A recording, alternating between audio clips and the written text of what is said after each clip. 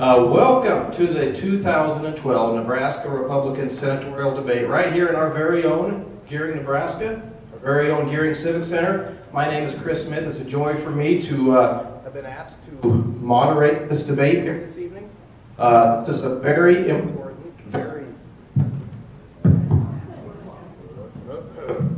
Oh. It's not working.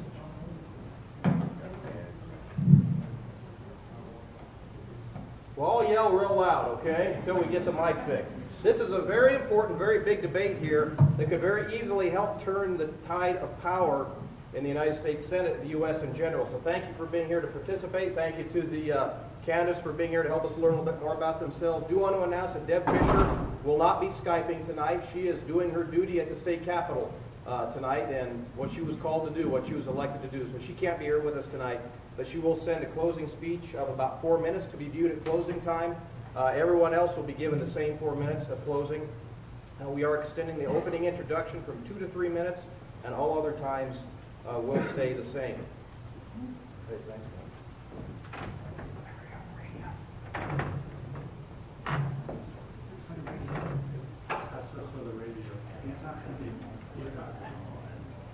Okay, we'll do that. We'll get this figured out one way or the other. Okay, we have some very special guests here with us this evening. We're going to open the evening with the Pledge of Allegiance. Elise, one of you guys, Elise? Okay, and you're going to do the preamble to the Constitution, is that correct? By memorization, okay. Let's see if we can get this thing up. You come on up here to the front of this stage. Can you come right here for me? The microphone doesn't work, so you have to talk really loud. Can you do that?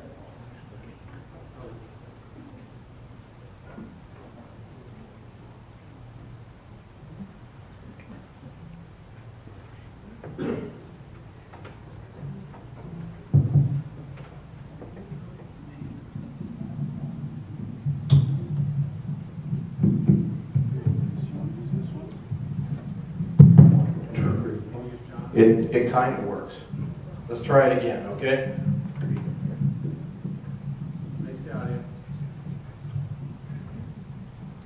I pledge allegiance to the flag of the United States of America and to the republic for which it stands, one nation, under God, indivisible, with liberty and justice for all.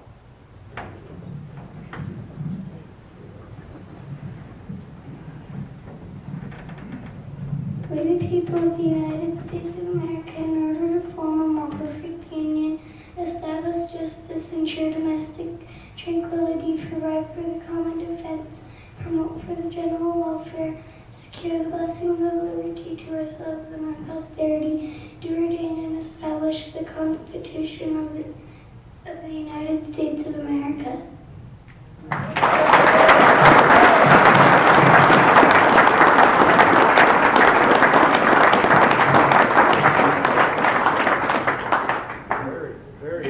Very nice. Go ahead. We're going to go ahead and have Pastor Phil pray. We're going to give this evening to God. It's his evening anyway. We live in a free country where we have the ability to worship God or not. And many of us believe that He was foundational in the putting together of this country. And so with that perspective in mind, join me in prayer. We live in a land, dear God, where there are many rights and there are many freedoms that we enjoy. And for those tonight, we thank you. We have reason and we have perspective, much of which we believe you have given us. And for those, we thank you. As citizens of this land where we're privileged to live, you have given us privileges, you have given us responsibilities, and for those we thank you. And in the same breath, we ask you for wisdom in generous helpings. We ask you tonight, God, that you would, one, protect us as this discussion continues. Protect us from ambiguity. Protect our speakers tonight from misspeaking. Protect us from misunderstanding. And I pray that you would allow us this evening to move through this discussion without unnecessary or excessive emotion. But instead, you would allow statesmanship to prevail, diplomacy to be generous, for there to be clarity, and for there to be reason, so that we, when we reach November, are well-informed voters, voters that you use to do your will in this land. It's in your Son's precious and holy name we pray. Amen. Amen. Okay, well now let me take this opportunity to introduce the host for this evening. If you could save your applause until we announce them all. The Panhandle Patriots, the Scottsbluff Republicans, the Gering High School Republicans Club, and the Panhandle Republican Women. Let's give them a hand for their...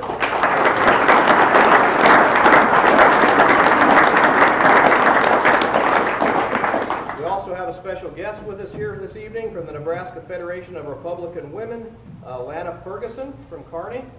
She, right over there, okay. We'll also make everybody aware that we also will have raffle tickets available in the foyer out there to help support the event, support the Constitution, if you would like to purchase those. The candidates will all be given the opportunity to introduce themselves here shortly. But let me make one thing clear. Our job is to select the candidate that will have the best chance to move on and serve the great state of Nebraska as U.S. Senator. We need one of these individuals to win this election, to help the conservatives take back the Senate. Along with that, we need to continue to maintain the majority in the House and ultimately take back the White House. Amen? Amen. That is change we can believe in. I wanted to also let everybody know that this debate will be shown on YouTube, and I want to make sure I get this correct. It's nelibsupgrp. Is that the correct, how you would type that in if you wanted to look that? That sound right? Okay. nelibsupgrp. Now, if I could share a little poem with you before we get started. Is that okay? Do we mind? It's called The Great Society. It says, "Father, must I go to work? No, my lucky son. You're living now on Easy Street, on dough from Washington. We've left it all to Uncle Sam, so don't you be surprised. Nobody has to give a darn. We've all been subsidized. But if Uncle Sam treats us all so well and feeds us milk and honey, please, Daddy, tell me, what the heck's he going to use for money? Don't worry, son, there's not a hitch in this noble plan. He simply soaks the filthy rich and helps the common man. But, Father, won't there come a time when they'll run out of cash, and we have not a dime, and things will go to smash? My faith in you is sinking, son, you nosy little brat. You do too darn much thinking to be a Democrat." I apologize for, no, I don't apologize for that, actually. On a serious note, let's get down to the debate information, because this is a serious debate and there's a lot at stake here. First of all, we must keep moving. We want to keep moving forward. We need to keep moving forward in an orderly and expedient fashion. I want to introduce the questioning panel that's here with us this evening. Please hold your applause until the entire panel has been introduced. First of all, the editor of the Star-Herald, Mr. Steve Frederick. A student from Gering High School, member of the Gering High School Republican Club, Mr. Brian Dahl. Deb Strang from KNEB Radio, and Will Dell, the author of Our Constitutional Republic. Let's give these guys a hand.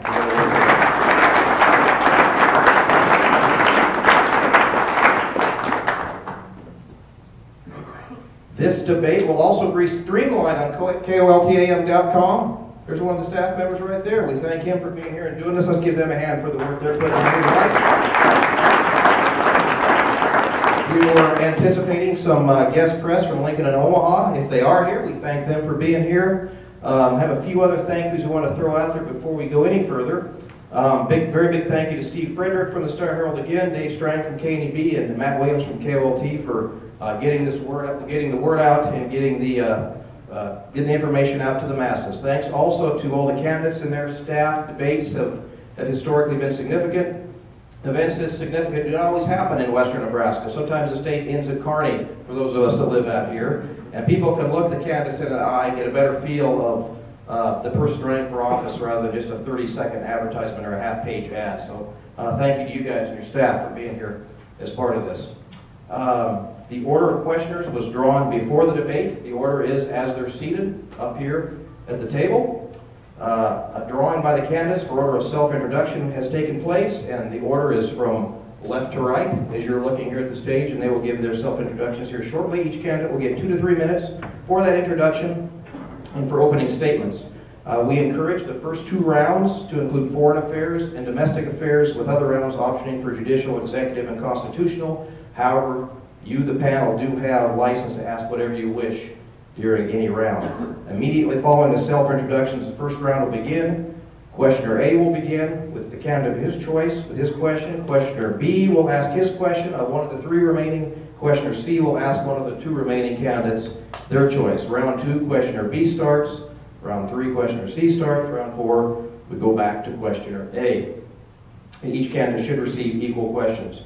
Each panel question will have a 90-second time limit, and the clock will start with the first word from the candidate or 10 seconds, whichever is first.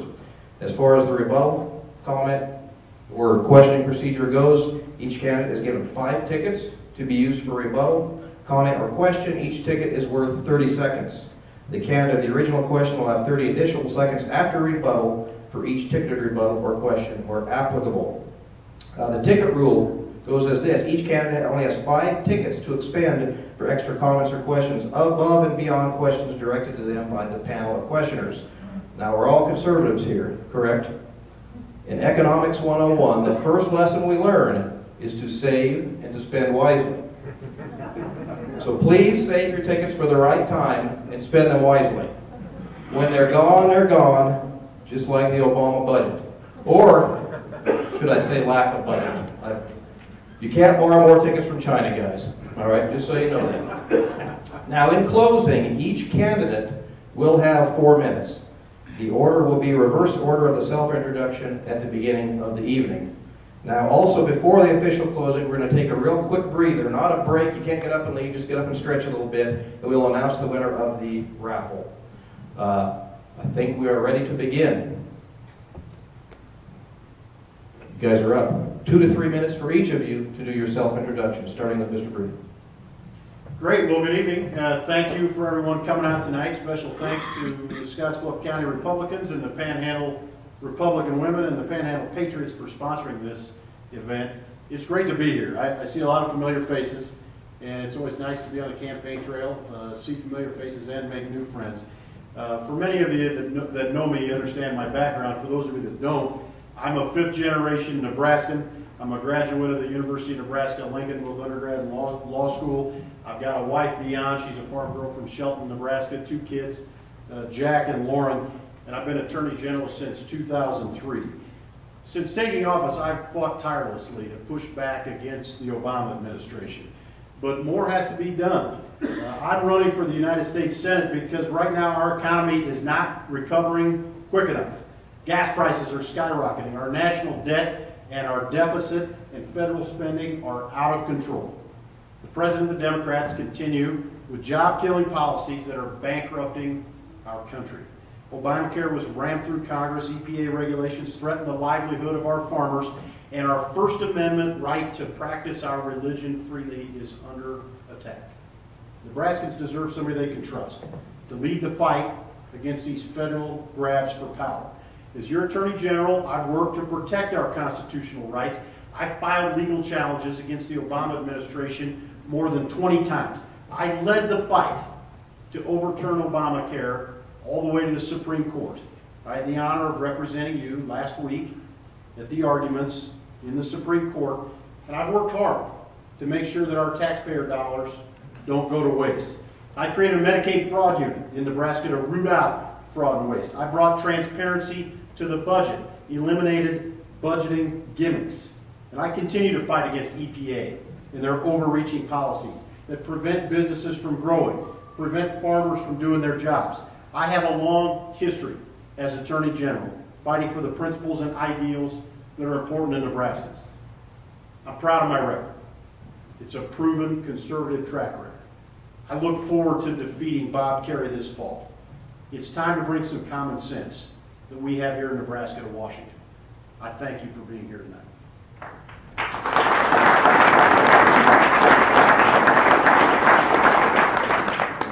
Good evening, everybody. It's great to be here. I believe The majority of America is more conservative than not. Unfortunately, we just keep moving further and further to the left, whether Democrats or Republicans are in power. So why is this?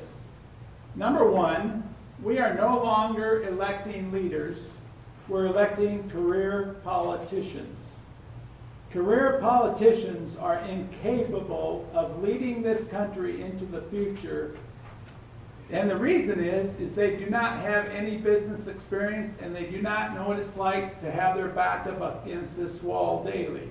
When we look at the gambling gun of regulations coming at us, I understand exactly what that is. Number two, Vladimir Lenin said this. He said, the organized minority will defeat the unorganized majority every time. The silent majority in this country is getting crushed. And my duty is to help organize and lead this majority to victory and bring America back to its constitutional roots. Now, I'm from Schuyler, grew up on a farm, worked in hog confinements for 8 years while I was in high school and college. At age 23, I started my own insurance and investment business. I knocked on doors for 11 years, day in and day out. At age 35, I helped start a high school volunteer youth ministry program in my hometown. Now, initially, you might think that's no big deal, but then you think, wait a minute, high school teens and God in today's society aren't necessarily synonymous. We became the #1 youth group in this state. We had 100 teens voluntarily attending with 25 helpers out of a public high school of 350 students. I'm also an advisory board member of the University of Nebraska's Newman Center. We are the #1 program of its nature in the country. What I have learned from my life, business, and leadership skills are this. If we lead with truth, people follow. Thank you.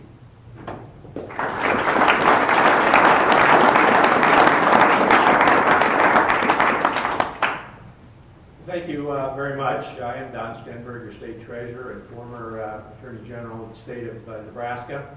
I want to thank all of you for coming out tonight to participate in the future of our country and in the direction of our government. I want to begin by introducing my wife, Sue, who's down here in the front row. Sue and I have been married 40 years. We have 4 adult children and 8 grandchildren.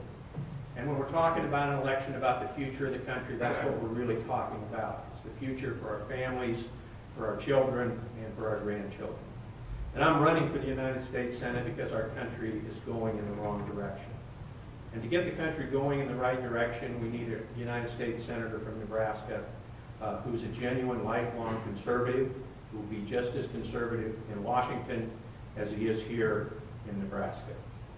Now, when all the candidates are saying pretty much the same thing, how do you tell who the genuine, true conservative is? How do you tell who will stand strong against the politicians in Washington? And I believe you have to look beyond what the candidates say today or what's in their television and radio advertising. You need to look at their records.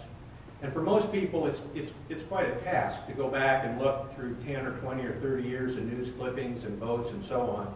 But there are organizations that have done that.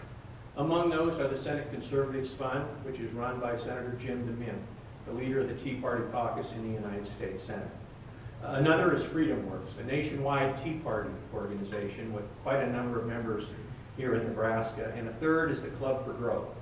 And what these 3 organizations have in common, number one, they support less government, less regulation, and lower taxes. They want true conservatives. And they look very carefully at the records of all of the candidates. They look at newspaper articles going back 10 and 20 years. Some of them ask you to fill out a questionnaire, which all the candidates that wanted to do did. They do interviews with you, but they carefully research your record. And I have been endorsed by Senator Jim DeMint, his Senate Conservatives Fund. If you've seen television ads running, that's because the Senate Conservatives Fund is running those ads to support us. Freedom Works has endorsed me. And they're out working all across the state of Nebraska. I run across them everywhere. They're putting up signs. They're putting up door hangers, and they're supporting us because they want a genuine, lifelong conservative they can count on in Washington. And the Club for Growth endorsed me just recently, and we hope that we'll see some support coming from them as well. So I would invite you, if what you want for our next United States Senator is a genuine, lifelong conservative whose record matches his rhetoric, please join U.S. Senator Jim DeMint, U.S. Senator Mike Lee, Freedom Works, and the Club for Growth in supporting Don Stenberg for the United States Senate. Thank you very much.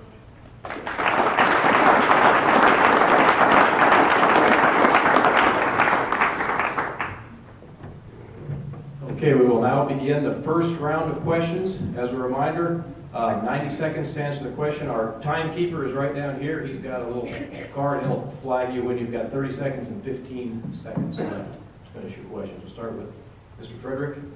Your question. My first question is for Mr. Bruning. Congress is in the process of rewriting the Farm Bill. What is your vision for the government's role in agricultural policy, in particular on the federal budget? Well, I thank you for the question. Let me start by saying Nebraska is an ag state, and anybody that heads to the United States Senate needs to understand that. As Attorney General, one of the first things I did was set up an Ag and Natural Resources Division. It didn't exist prior. It was being done in the office, sort of, but when I got there, we consolidated. And I think producers will tell you, we're now in office that they want to work with. They end up having to work with us, unfortunately, from time to time, and it ends up, I think, being a much more efficient process. I've always been somebody that understood that this is an ag state. We have ag kids running that unit.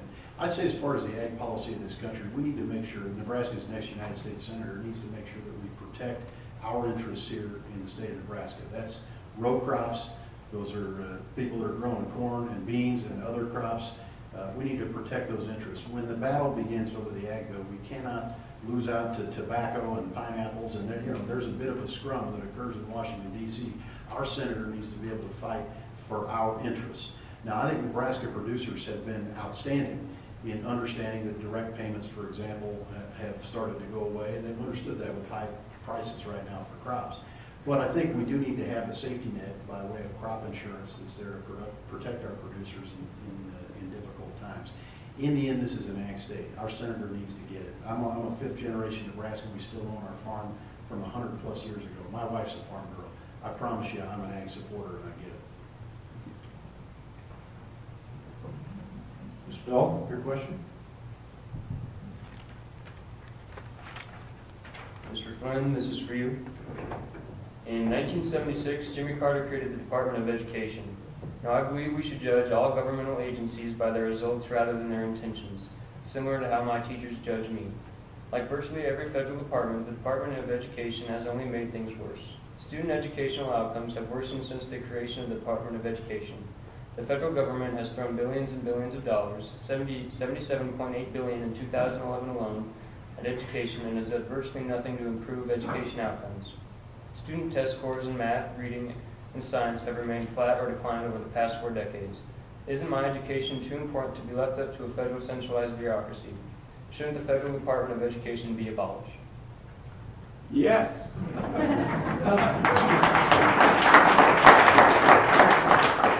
I believe in eliminating the Department of Education. That's only been around since 1977. That means that a lot of us in here got an education without it, which is pretty hard to believe that could actually happen. But the thing is this. I had a gentleman say to me one time, he said, "Pat, what would you replace that with?" I said, well, how about this? Parents, school boards, communities. And I'd like to stop there just for a moment, because really young people want to move to communities and they look at the education system.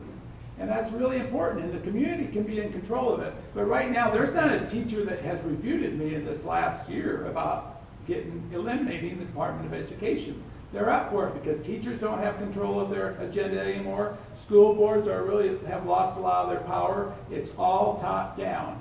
And so I'm in favor of getting rid of that, and the sooner the better, and I guarantee you this, I will help lead that cause because it is palatable to the American people. And if we take this message to the American people, we win and we trump all other lobbyists and aspects of the opposition. Strang, Mr. Stenberg, in light of our current tensions that are going on between Iran and Israel, how would you characterize our relationship with Israel, and what should our role be in limiting Iran's ability to produce nuclear weapons? Well, what our relationship with Israel should be would be that of being a strong ally. I'm very concerned that President Obama has not sent those kind of signals to the rest of the world. He keeps the leader of Israel waiting while he goes off to dine in the White House. He suggests that we need to return to the 67 borders, which everyone agrees are indefensible. And frankly, I think the Israeli government has to be very seriously concerned about whether the Obama administration does view them as a friend who they will support in a time of trouble. Our policy should be to support Israel. They're the only true friend that we have in the Middle East. In terms of dealing with Iran, we have a nation led by a man who talks incessantly about destroying the state of Israel and who is in the process of developing a nuclear weapon.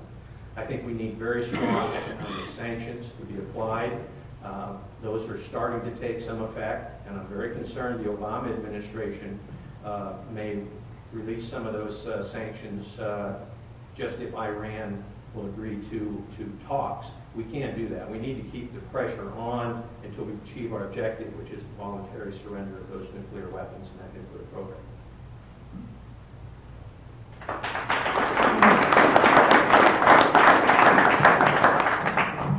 Okay, very good. We're ready for round 2 of questions. Mr. Dell. Mr. Bruning. The federal government spends billions of dollars in aid to foreign governments, some of which are enemies to the United States. What value do you see in this policy, and how do you measure the success of this policy? Well, thank you for the question. Let me start with Israel, for example. Israel is one of the most important allies to the United States in the world. The United States of America gives Israel, we have a 10-year agreement where we give Israel about $3 billion a year. Of that $3 billion, about 75% of it is mandated by law to be spent in the United States. So what we give Israel is $3 billion that they use and turn around and buy airplanes from whoever it might be, Northrop Grumman or whoever's making whatever technology it is that they buy. So Israel will spend that money in the United States, and it ends up becoming, to some degree, a jobs program. I've been to Israel 4 times. I've been to Egypt. I've been to Iraq twice. Some of what we're buying in Egypt, for example, where we're giving Egypt about $1 billion a year, is a secular military. So during the Arab Spring, some of the money that's spent there is buying access to the military. Our military advisors have access to Egypt. Now, I understand in some places in the world it's very difficult to justify, and the foreign aid budget is tied together. But when you start with Israel, in my mind, our closest ally, a white spot in the Middle East, a neighbor a neighbor in a neighborhood that's a very difficult neighborhood in which to live. I think that money is well spent. I'm always going to stand up for Israel. I think it's right to stand up for Israel. But certainly, I understand that there is concern, and as you go down the line and get toward Pakistan, it starts to be quite a bit less defensible because they are our enemies. But I'll always stand up for Israel.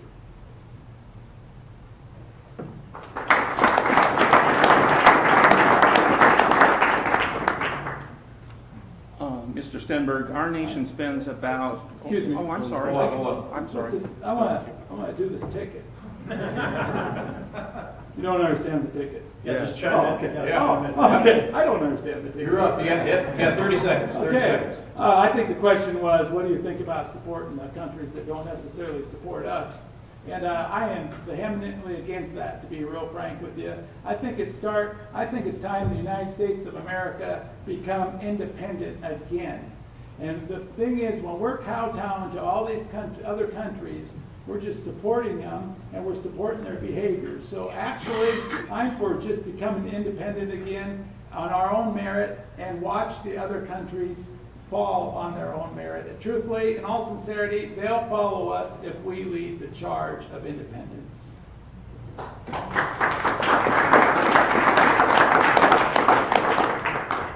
Mr. Stenberg, our nation spends about $4 out of every $10 spent in the world on military spending. Is that an appropriate level, and could that money be spent more effectively? What do you feel in terms of the nation's fiscal problems, the role of military spending should be? Well, in my opinion, the most important job of the federal government is the defense of our nation. Our freedom depends on a strong defense capability. Frankly, keeping peace as much as that's possible in the world depends on strong U.S. military capability, so that persons that lead countries that are antagonistic to the United States think twice and three times before they would challenge the military power of the United States. So in my judgment, the highest priority of the government must be making sure that we have an adequate defense capability. That having been said, as I look around the world, I see troops in Europe. World War II ended about 60-some years ago. And we look around the world and we see troops from contests that ended long ago. I would like to see a strategic review of our entire military deployments around the world to see if they make sense in light of today's threats and in light of today's challenges. Is there an opportunity in some cases to bring some of our troops home to save some money, to have those troops here for the defense of the nation or deployed in other places where they are more needed? But the highest priority that I will give to the spending, and we do need to cut spending, and I hope we'll talk about that a little bit later. I have some plans how to do that. But I'm all for cutting out waste in the military. Any organization that big, no doubt, has some waste, and we'll look for that, just as I cut 13% out of the state treasurer's budget as your state treasurer. But my highest priority will be defending the United States of America.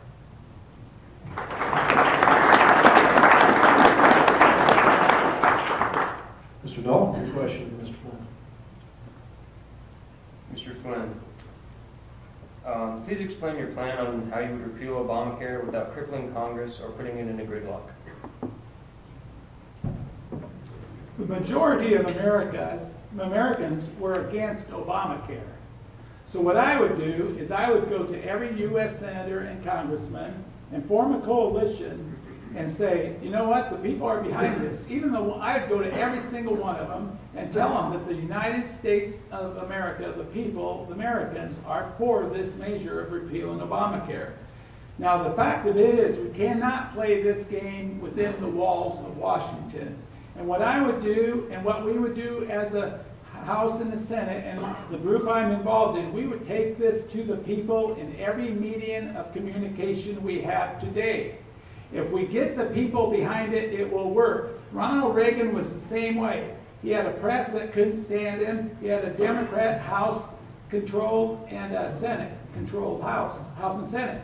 And so the fact of it is, he got most of everything he wanted because he took it to the people. The people will take it to their representatives then, and they will demand that they change this. And the only way we're going to get this right is if the people get behind this and quit politics as usual and use the majority of Americans to show their real strength in their vote and their voice.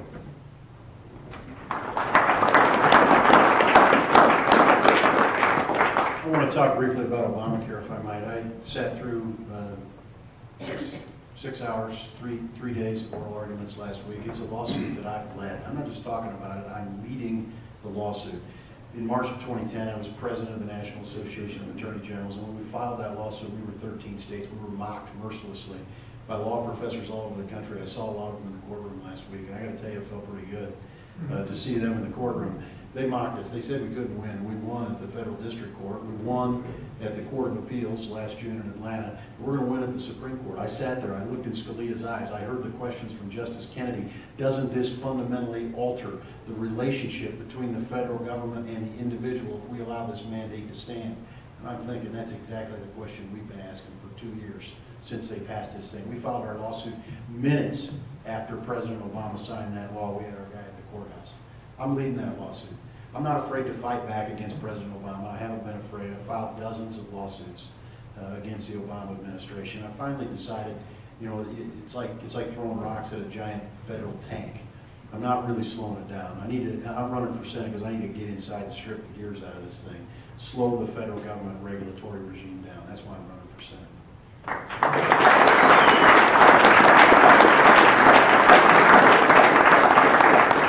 I'd like to use one of my tickets as well.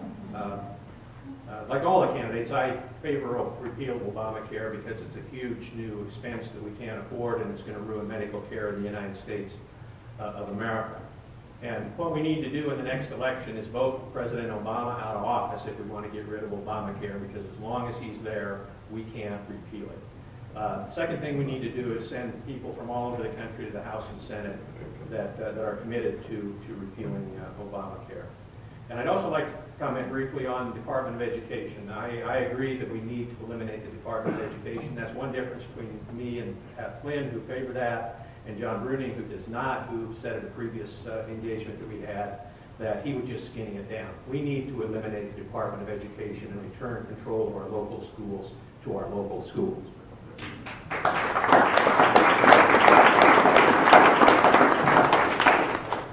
My next question would be for Mr. Flynn. The bailout of the banking and auto industries, the bailouts that we had, thank goodness the economy is showing some signs of recovery now, but if we're confronted with a similar situation, do you feel, first of all, that was an appropriate thing to do, and if confronted with a similar situation, should we do the same again? No, I don't believe it was a good thing. I'm an investment advisor of 29 years. So I understand money, and I understand monetary policy, and I understand capitalism. And the thing is, back in 2008, the fact of it is, I ran in 2008 because I was sick of these career politicians, because I knew they couldn't do it.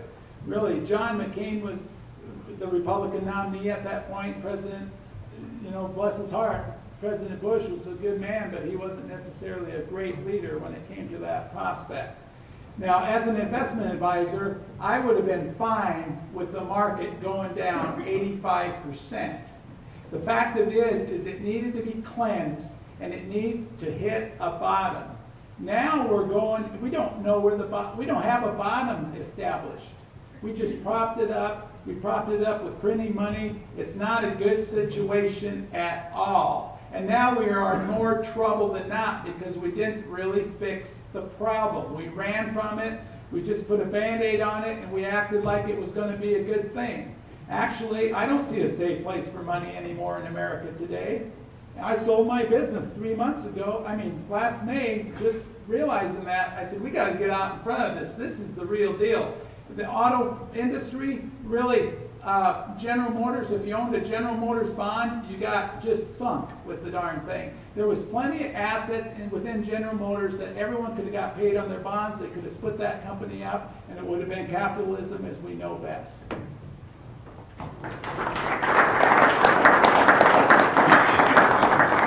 I'd like to comment on that as well, if I might. Yeah, I want to be very clear. I am totally opposed to using any of your taxpayer dollars to bail out any failed business. We shouldn't bail out failed insurance companies. We shouldn't bail out failed car companies. We shouldn't bail out failed Wall Street firms. If they make good decisions, they make money. If they make bad decisions, they should lose their money, not your money. I will never vote for a bailout as your United States Senator.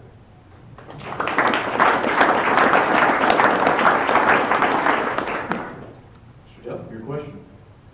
Mr. Bruning, in dealing with our mounting national debt, Obamacare is just one facet of it.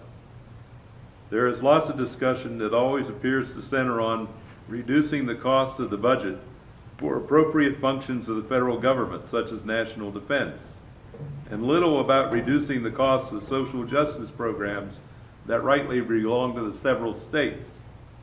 What specifically do you plan to do, if elected, to return the plethora of unconstitutional federal social justice programs to the several sovereign states where they rightly belong under the 10th Amendment? Well, I couldn't agree with you more. I have been fighting federal government overreach from the day I became Attorney General. But when you talk about reducing the size and scope of government, you've got to start with Obamacare. Here's program $900 billion, according to the president, that now the CBO has said is going to cost us $1.7 trillion. You start right there. That's how you start to reduce the debt dramatically. Where do you go from there? Well, for me, I've been creative in trying to find ways to return money to Nebraska taxpayers. I'm a guy that started a Medicaid fraud unit. We were the 49th state to do it. And I decided to do it because for a $1 million investment, we returned $45 million to taxpayers. $1 million from you has gotten $45 million back in our coffers.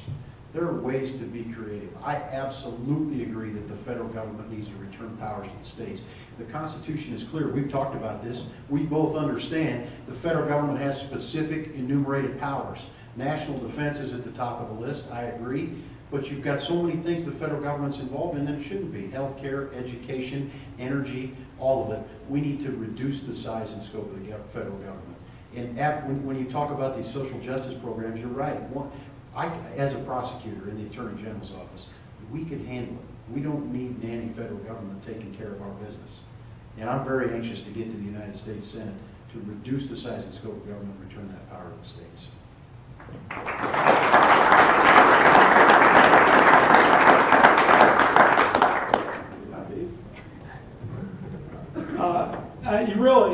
The only way we're going to start adhering to that 10th Amendment is to get the people behind it. Because if the people don't get behind this nature, we're going to keep getting what we got. The federal government has actually just usurped the power of the states, and they have actually usurped the power of our elected representatives. The presidency is a complete example of the worst when it gets right down to it. And it's unconstitutional. I believe in impeachment for that. They swear that they're going to uphold the Constitution, and we ought to start getting on the aggressive and mean business in America. We are Americans. We got to do this right, and we got to stand up for our rights in America.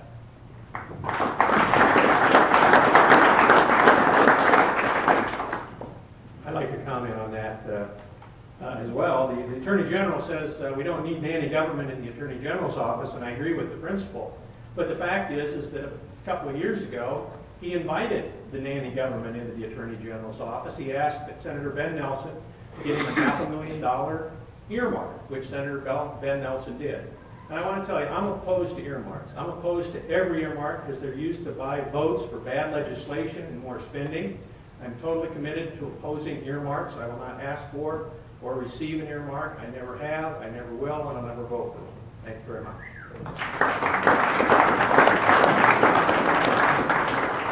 If I might respond to that briefly. You know, it's funny, when I came to the Attorney General's office, one of the first conversations I had was with Governor Johannes.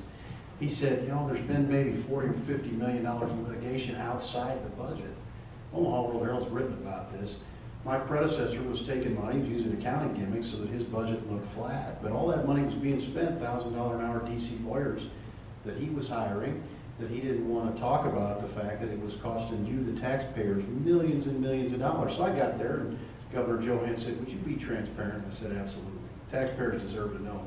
Not only was I transparent, I brought that work in-house. We do it in-house now. We don't sub it out to outside contractors.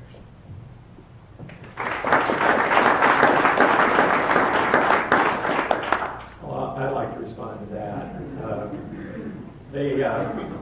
Mr. Bruning seems to forget that he did subcontract out millions of dollars in legal work to an Omaha law firm to deal with an education issue.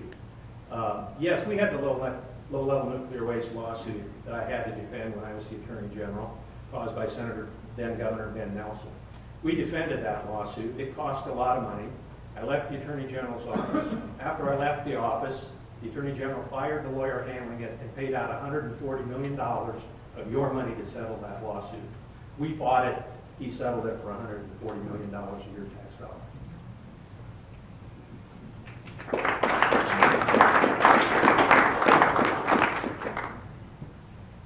I believe my question is for Mr. Stenberg on this round. One of the biggest and oldest federal programs is the Social Security system. Do you favor keeping it solvent, and if so, how would you do that?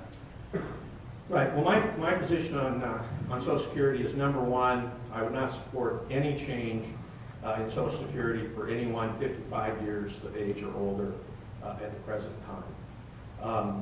I think we need to recognize for younger people that people are living longer. People have much longer lifespans than they did when the Social Security system was created in the 1930s, and we need to gradually raise the retirement age for younger people to help keep the system solvent. I also favor giving young people the option of putting a portion of their Social Security tax in an individual investment account similar to a 401k program. That way it's their money, the government can't spend it, which is what they've been doing with excess Social Security money in the past, which is why the trust fund is empty. But if we let the people keep it who want to in a private account for their own retirement that they can pass on through their will if they don't live to retirement age, and that they can use for their own retirement without having to depend on politicians 10 and 20 and 30 years from now from keeping their promises. So I think we should give that option to our younger people.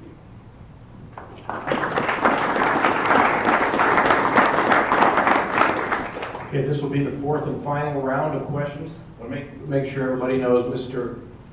Stenberg, you have 1 rebuttal ticket left. Mr. Bruning, you have 4. Mr. Flynn, you have 3. You don't have to use them all up, though. Sorry. Mr. Dahl, you have the first question for round 4. Mr. Bruning, this question's for you. There are a number of cities that have passed illegal alien sanctuary policies that flagrantly defy national immigration laws and severely hamper cross-jurisdiction enforcement. You even went so far as to have the state of Nebraska included in a friend of the court brief supporting in the state of Arizona's law dealing with illegal immigration. These flagrant policies are virtually ignored by the current administration's Department of Justice. That same Department of Justice has gone so far as to attack Arizona's anti-illegal immigration measure and oppose local and state enforcement of federal immigration laws. All of this is being done at the direction of 2 men that you supported in their nominations to their current appointments, Attorney General Eric Holder and Assistant Attorney General of the Civil Rights Division, Thomas Perez. Do you still stand by your support of Attorney General Holder and Assistant Attorney General Perez? Well, let me tell you, when it comes to illegal immigration, I don't think it's cruel to require people to follow the law. I've been somebody that my entire career has been very supportive of immigration, but very tough on illegal immigration. Governor Heinemann and I introduced a bill that required E-Verify for state benefits, effectively eliminated non-emergency benefits for illegal immigration. It was, I think, a good, important law to get done. But I think one of the things that speaks to where I stand on illegal immigration is the endorsement I received from Sheriff Joe Arpaio. Nobody's tougher than Maricopa County, Arizona Sheriff Joe Arpaio. He endorsed my candidacy. I'm proud of it. I signed an amicus brief in Arizona, as you mentioned, in support of the Arizona law that allows state and local law enforcement to assist the federal government in enforcing immigration laws. The federal government's just not getting the job done. We've got 15 million illegal immigrants in this country, and I understand why they want to be here. It's the greatest country in the world. Who wouldn't want to be here? But they need to come the right way. My great-great-grandfather and my great-great-grandmother, Herman and Marguerite, they showed up at the tip of New York, July 20th, 1861. They didn't have anything, but they did it the right way. They came here legally. And so I think for anybody who wants to come to this country, you have to do it the right way. I don't think it's cruel to ask them to do that. And the federal government's got to solve this problem. We've tried to help in the states, and frankly, the federal government's just not getting it done. If I'm the United States Senator, I'm going to make sure we get it done.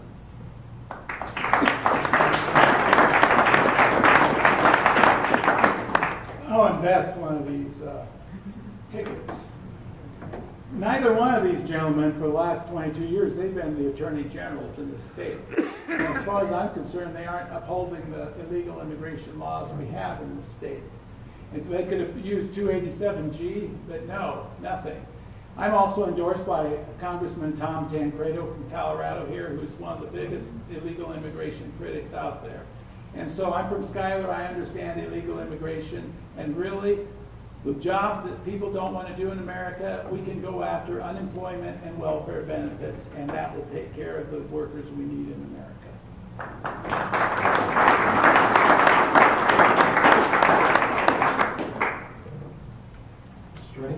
My next question would be for Mr. Flynn. What are your feelings about term limits for Supreme Court justices as opposed to a lifetime appointment?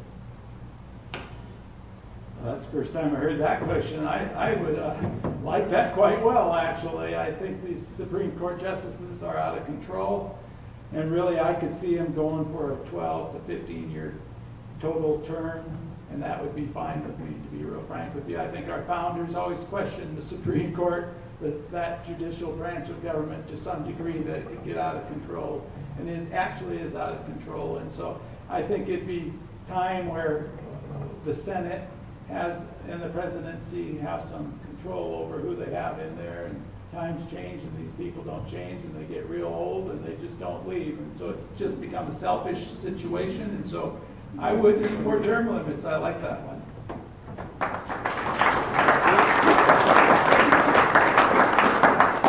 Well, final question. Mr. Stenberg, in many courts throughout our nation, jurists who sit in black robes have become activists legislating from the bench rather than guarding the Constitution as the supreme law of the land, as stated in Article 6 of the Constitution. They have done this, for example, by supplanting the Constitution as they have ruled in favor of Sharia law with its suppression of women's rights and in some instances in support of honor killings. If elected, what specifically do you propose to do to stop this abuse of power and restore the Constitution as the supreme law of the land? Well, that's a great question, and I think one of the greatest threats to our representative government is that the courts are legislating from the bench. Certainly, one critically important function of a United States Senator is to vote on whether to confirm justices to the U.S. Supreme Court and to the lower federal courts.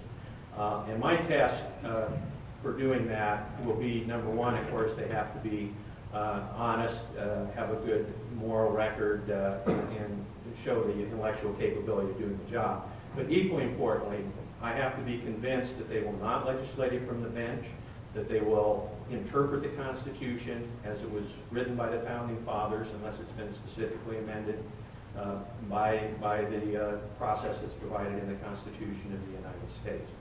I, for example, would not have voted to confirm Eric Holder as Attorney General of the United States. Senator Mike Johans voted no. The National Rifle Association opposed him, and yet Attorney General Jon Bruning wrote a letter supporting Eric Holder as Attorney General of the United States. And he said his reason was, well, he was going to be confirmed anyway, and I wanted to be reasonable. Well, that's not going to be my approach. My approach is, if they're not the right person for the job, I'm voting no. And that's what we need to do to control the federal judiciary.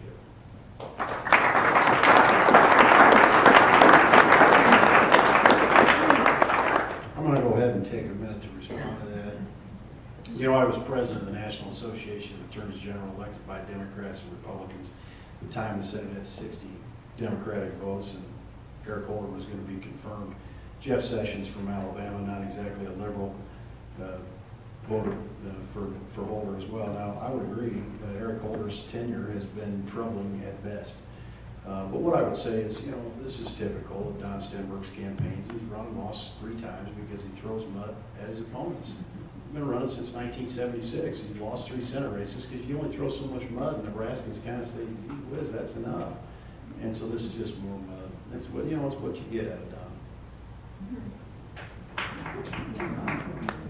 I'd like to respond to that. You know, I think that when you consider that one of the most important things a United States Senator does is vote to confirm cabinet officers and members of the judiciary, particularly the Supreme Court of the United States, that how the candidates view that, what their record has been on those types of appointments, who they will support for those types of offices, is the very essence of a U.S. Senate campaign. It's not negative campaigning, it's simply pointing out differences. Now, Jon Bruning's running ads contrasting himself with Bob Kerrey. So does that mean he's running a negative campaign? I think campaigns should be on the issues, and that's exactly what we're talking about. Who should be the United States Attorney General? Who should be federal court justices? John and I disagree on that. I think it's a legitimate issue, and I think it's an important one for the future of our country. I've still got one of these things. Well, let me ask you this, Don. This Sunday, my daughter walks in and she says, Don Stenberg's trying to follow me on Twitter. My daughter's 14 years old. Now you tell me, I'd like to know, why does a 62-year-old man want to follow a 14-year-old girl on Twitter? I'd really like to know. She said, Dad, that's kind of creepy. Well, I'm not a ticket, but I'll answer. First of all, I don't do it myself. I have tickets. I'm not, okay. Well, he asked me a question, so I can't. I'm just kind of curious. He should be able to answer that kind of attack. It's not an attack, and my daughter you tried to follow her on Twitter, Don. That's kind of weird. I would say respond to that, and then we need to bring this round to a close. Would you like me to respond? Can I respond? Yes. Well, quite honestly, I don't do my own Twitter. Dan Parsons does it for me. We've got thousands and thousands of folks. And as soon as we get done here, I'm going to call Dan and make sure that that's taken off. I don't think it's appropriate, and I don't know if Dan even knew who was communicating with, because I don't know what the name was. Well, she's 14, Don. So, yeah. On that note, let's bring round 4 to a close. Let's give these gentlemen all a round of applause.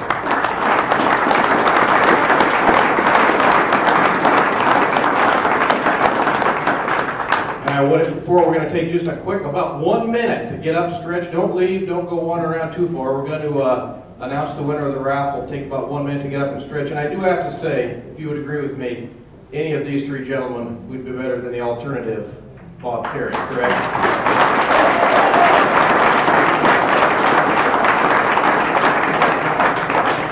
60 seconds. All right, and the winner is...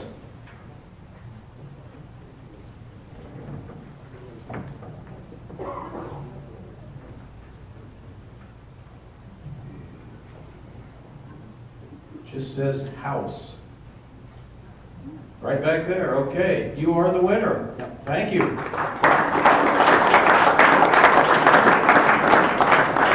And even though the raffle is over, we'd still appreciate any donations if you'd like to. Out in the foyer, get a copy of the Constitution, and Neil was there's a book as well that. Okay, book on the Constitution as well. So if you'd like to donate, you have that opportunity. Do we have the Skype? Okay, all right. We will start in the reverse order with closing. Mr. Stenberg, Mr. Flynn, and Mr. Bruning in that order, and then we will have Deb Fischer on the Skype with her closing remarks. As I said at the beginning, I'm running for the United States Senate because our country is going in the wrong direction. There are several things that I would like to accomplish as your next United States Senator. One is to repeal Obamacare. A second is to enact a balanced budget amendment to the Constitution of the United States that would require the Congress to adopt a balanced budget. And I would also put in that amendment a requirement that in order to increase taxes, it would require a supermajority vote of the Congress so that they would be forced more or less to balance the budget by cutting spending instead of increasing our taxes. We need to roll back federal regulations. And there are 2 things that I will do to do that. Number 1, I will offer legislation that will repeal every major rule and regulation adopted by the Obama administration and send the bureaucrats back to start over. And number 2, I would support legislation that would require that before any new major federal rule or regulation goes into effect, that it be submitted to and voted on and approved by the Congress of the United States. It's time to take the lawmaking power out of the hands of the bureaucrats and put it back in the hands of our elected representatives, which is where the Constitution places it. We need to develop our domestic energy resources, and to do that, we need to get the federal government out of the way. We need to open federal lands to oil and gas leasing so that we can become energy independent in the United States. We need to secure our borders, and we need people who are committed to doing that to get the job done. And I support term limits for members of the House and Senate of the United States. After serving 12 years as Attorney General, I voluntarily did not seek re-election and limited myself to 12 years. And I'll make that same pledge now as your next United States Senator. If you elect me to the United States Senate, I'll voluntarily limit my service to 2 terms in the Senate. Our next senator needs to be someone who will offer bold solutions to our nation's problems.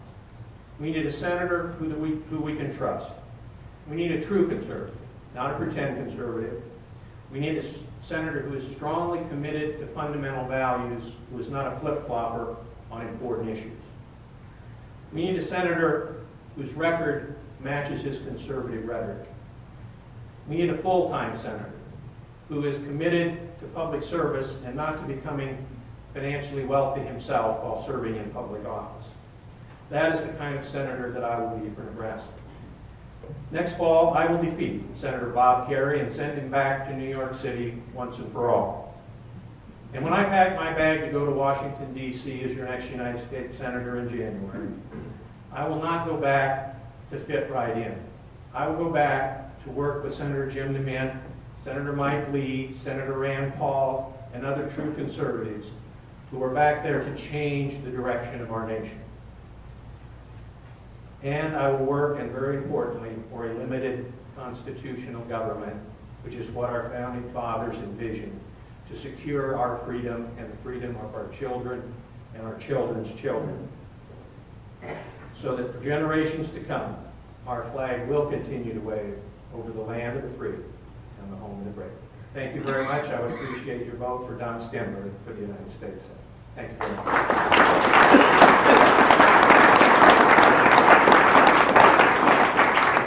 Flynn, you have 4 minutes. There is a full-blown assault on life, liberty, and the pursuit of happiness in America today. So really, how do we get through this war from within that is in front of us? Number one, we're going to have to change our attitudes and actions and become the greatest generation ever. We do that by first and foremost prayer. Now, if one thinks America became America without the reliance on prayer, they'd be duly mistaken. When America declared her independence from the British Empire in 1776, our first commander-in-chief, General George Washington, called for prayer, fasting, and humble supplication to the Lord for his continued blessings. I'll stick with America's greatest president as my leader. Number two, we're going to have a constitutional revolution by electing representatives who can lead us back to our constitutional roots.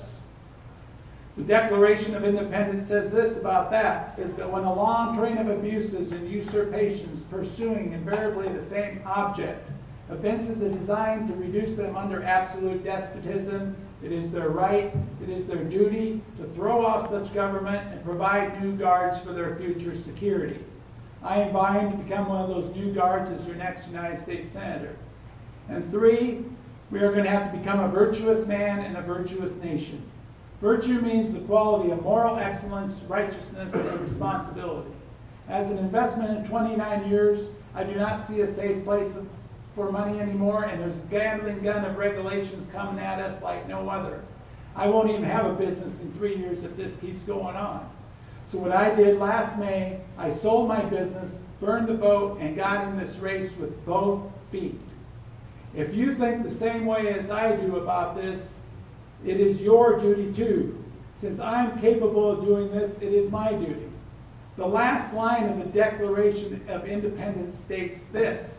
It says, and for the support of this declaration, with a firm reliance on the protection of divine providence, we mutually pledge to each other our lives, our fortunes, and our sacred honor. And that's really what I'm asking of you. And I'm asking you young folks in here to become warrior citizens. We got to pick it up. The younger generation really has to pick it up. We have to lead. The whole country will be energized if we lead. And so that's what I believe. America will get through this if more of us pray, work, contribute, vote, and get others to do the same. Do not fear, America. We can walk through this. I'm Pat Flynn. God bless America, and we need your support.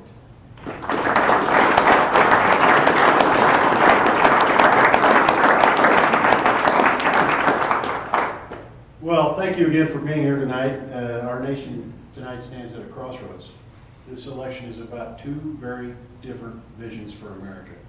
First vision is Barack Obama, and Ben Nelson, and Bob Kerrey. They have a vision that's an ever-increasing size for the federal government. They believe that spending and higher taxes are the answer to improve our economy. Whenever there's a problem, they want to see the government step in and try to solve it. And this vision has led to record deficits, a stagnant economy, regulations that kill jobs, and of course Obamacare. A different vision for our future is the one I have, a vision that I think we all share. It's a vision of faith in the American people. We say taxes are too high already. We know government has to cut spending and live within its means. We understand Obamacare will bankrupt our states and forever alter our individual liberties. We see that federal regulations are killing jobs and hurting Nebraska families. As Attorney General, I've stood up for our vision. I've challenged the Obama administration every step of the way, whether taking on Obamacare at the Supreme Court or filing more than 20 lawsuits against EPA. I've stood up for our vision. I've fought to put an end to federal overreach. I'm going to take that same fight to the United States Senate. But I can't do it alone. I need your help. I'm asking you to join the 27 current and former state senators that have endorsed me, 39 county attorneys, 79 sheriffs and police chiefs, county chairs in all 93 counties. Support our efforts to take our country back. I need you to join this fight. I need your support. I'm a proven conservative. I can defeat Bob Kerrey this fall. I'll work tirelessly to represent our ideals and Nebraska principles in the United States Senate. I'm glad you took time to be here tonight. I humbly ask for your vote, and I thank you for your time.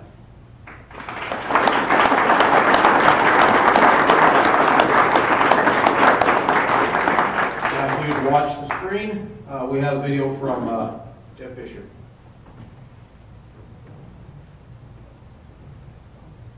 Thank you for the opportunity to address you this evening. I'm sorry I can't attend the debate, but I do want to thank all of the sponsors for hosting this very important event. The legislature is currently in session. In fact, we're having a late night session tonight.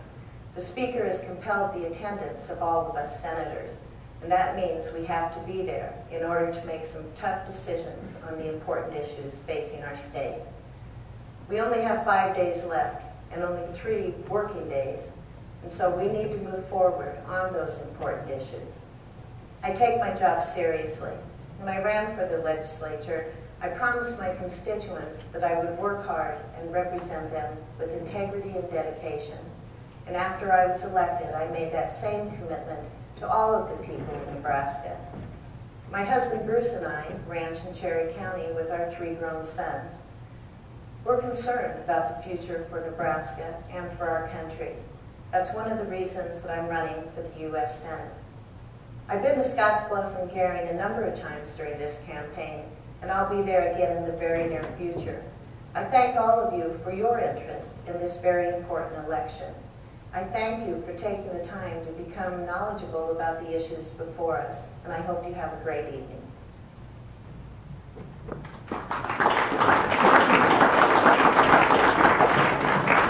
Well, in closing, I'd like to thank you all once again for being here. Thank you to the candidates, the questioners, everybody that had a part in this. I think we can all say, in a roundabout way, we gave Ben the boot a while back. Now let's give Bob the boot, send it back to New York, elect one of these fine individuals to represent Nebraska in the U.S. Senate. Do want to let you know that these guys will be available. If you have any questions, would like to talk to them, there's going to be some press time available as well. If you'd like to discuss anything with them, have any questions for them, feel free to do that. Before you leave, grab some cookies, grab some tea, stick around for as long as you'd like. God bless you all. God bless America. Thank you for being here.